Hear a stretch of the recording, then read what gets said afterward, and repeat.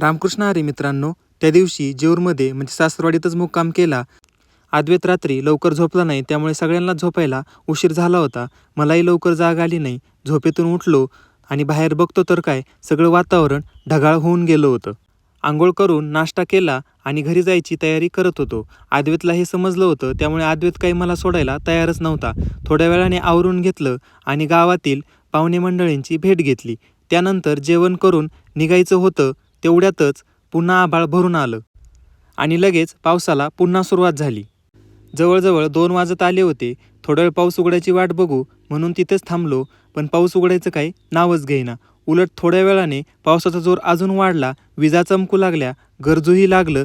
मग परत मला तिथेच थांबावं लागलं आणि हा पाऊस 5:30 ते 6 वाजेपर्यंत चालतच राहिला. मग मलाही यायचा कंटाळा आला आणि तिथेच थांबलो. नंतर भैया आणि मी त्यांचे कांदे पाहण्यासाठी वावरात गेलो होतो. त्याला कांद्याला पाणी द्यायचं होतं, पण पावसामुळे कांद्याचं चांगलं भरणं झालं होतं. थोडा वेळ तिथेच रानात फिरलो, गप्पा मारल्या आणि घरी जाऊन पुन्हा आराम केला. रामकृष्ण हरी.